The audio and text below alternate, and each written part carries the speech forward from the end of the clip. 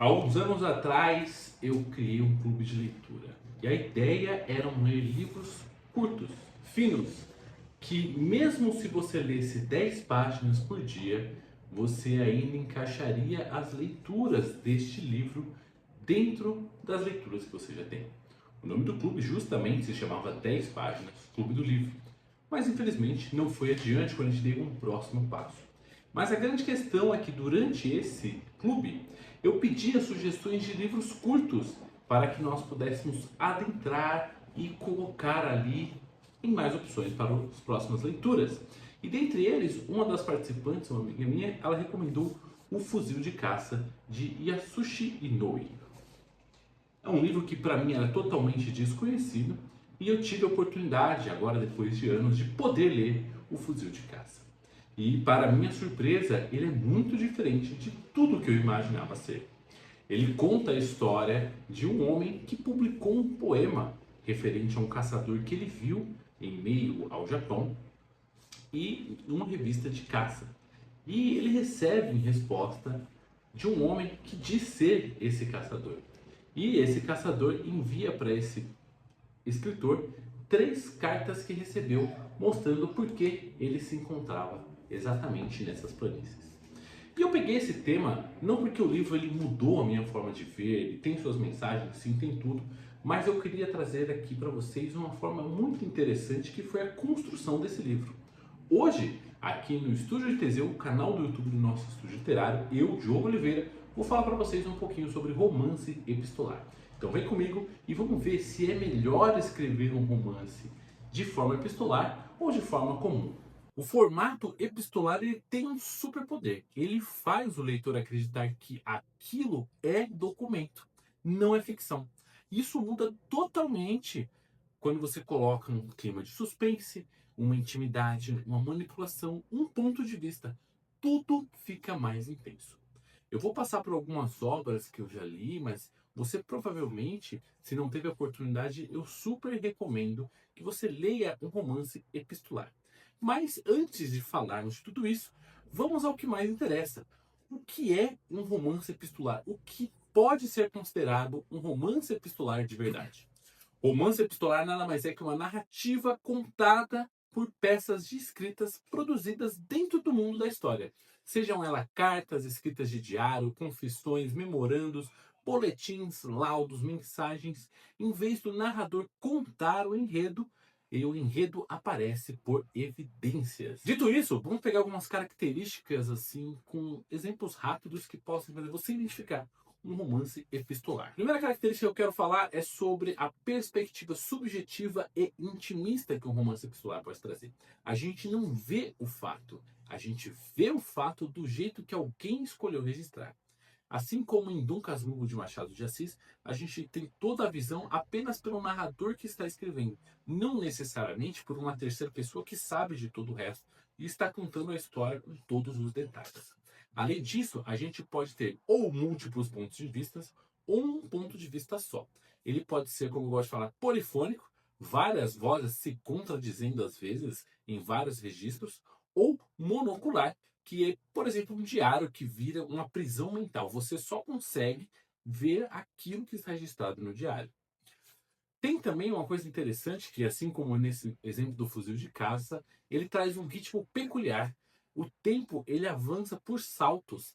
As datas elas não seguem exatamente uma atrás da outra.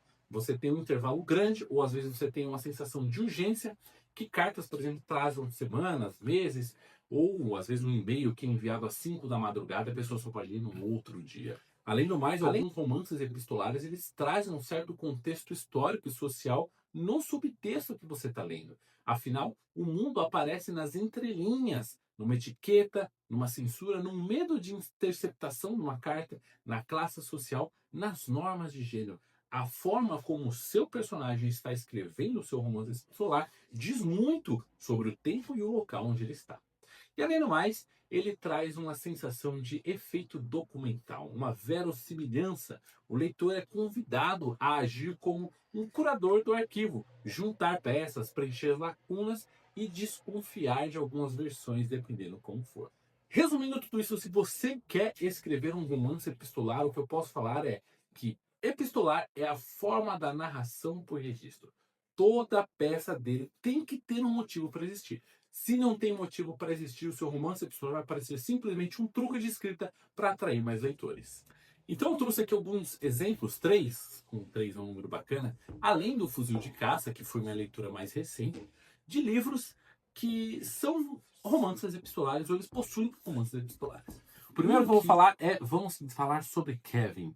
Essa aqui é a versão inglesa, tem a capa do filme, mas aqui no Brasil você encontra uma versão em português, sem ser a capa do filme também.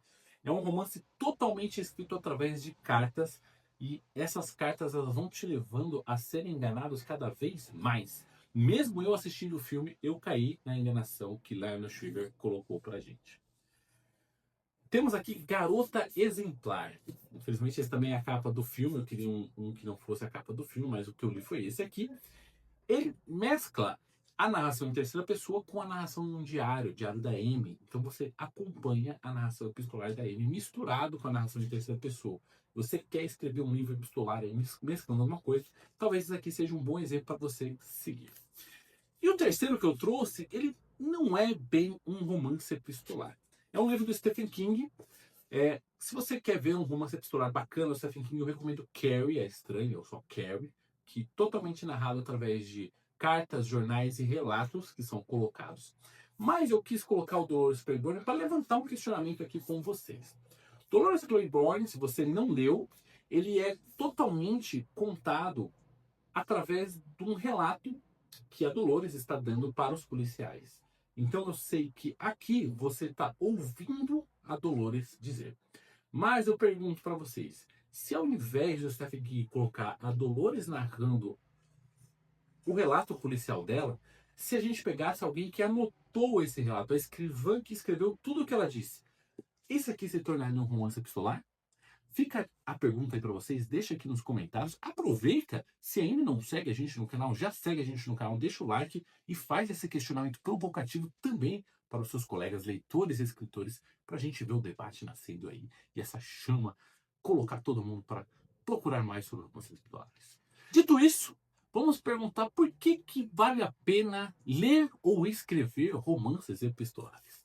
Eu falei um pouquinho de tudo aquilo, aqueles pontos, mas para mim, como leitor, deixando o lado do escritor de lado, para mim, um epistolar ele traz um formato de imersão que você entra diretamente na cabeça de alguém, muito mais profundo. Com o romance epistolar, você tem chances de poder saber exatamente os sentimentos que o autor quis passar para aquela história, porque se fosse em terceira pessoa, talvez ficaria mais chato. Eu, particularmente, quando é um romance epistolar, é mais fácil de aceitar algumas coisas. Eu também acho que é um formato de participação, porque a gente interpreta, desconfia e monta uma história em cima do relato que foi colocado. Porque nem sempre o que o narrador diz quer dizer que é a mais pura verdade. E por último, como leitor, eu acho que dá para você misturar gêneros fortes de forma epistolar. Terror, suspense, mistério, um thriller psicológico, até mesmo humor.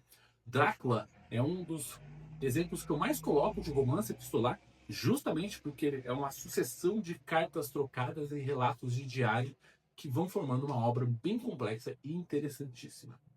Agora, se você, escritor, está procurando ver motivos para tentar arriscar um romance epistolar, eu digo que aqui você pode treinar a sua voz de personagem. Você pode fazer um personagem diferente para cada romance epistolar ou cada pedaço do seu romance epistolar.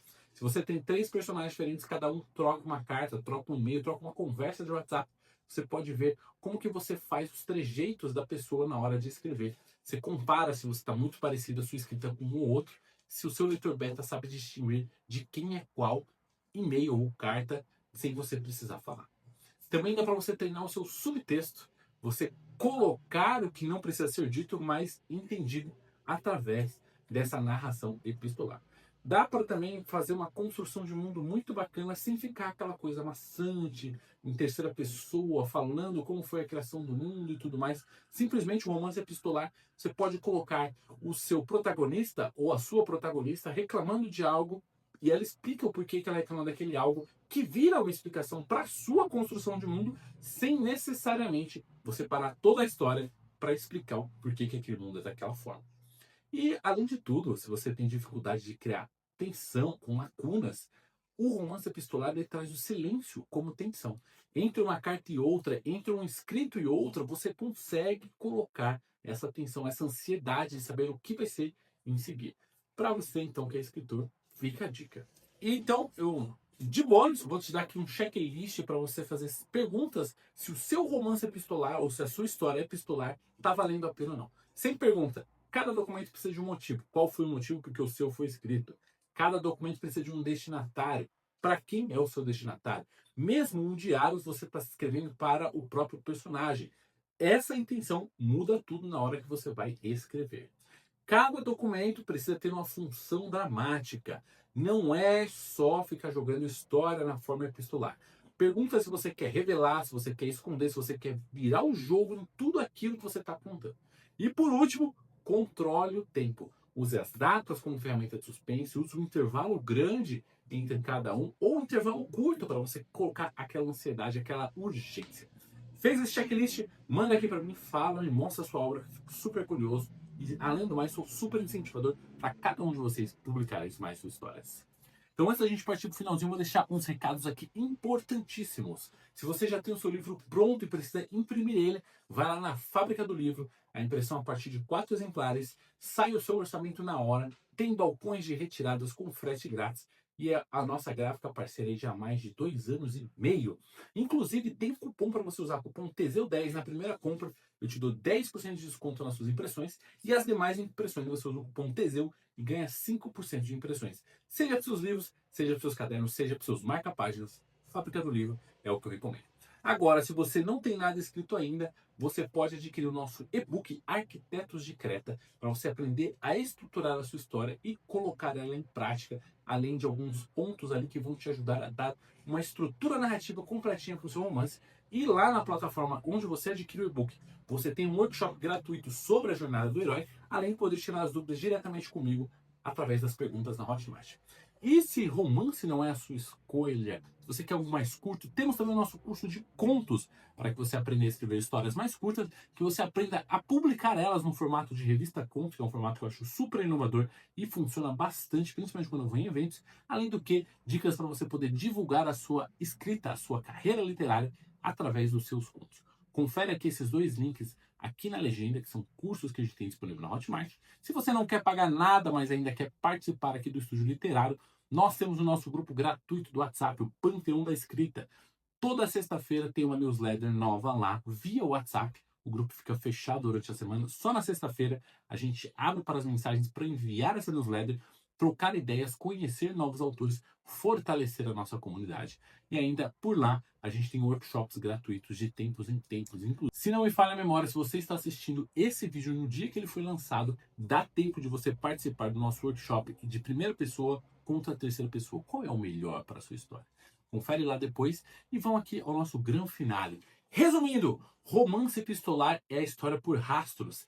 Cria intimidade, mas também cria dúvida. Aproxima o leitor e obriga ele a montar uma própria narrativa em cima do que você escreveu. Agora, se você nunca leu um romance epistolar, pega algum desses que eu dei exemplo, procura alguns exemplos no Google, vai lá na Amazon, adquira algum livro e leia, porque eu acho uma forma muito bacana de você aprender e se aventurar num romance, num tipo de escrita diferente. Então me fala se você já leu algum romance epistolar, qual que é o seu preferido, recomendam aqui para quem nunca leu e claro, qual é o formato epistolar moderno mais incomoda você? E-mail, chat, threads, diário, boletim, relatório, newsletter? Né? Se curtiu, deixa um comentário, se inscreve, ativa as notificações para não perder nada e semana que vem a gente está de volta.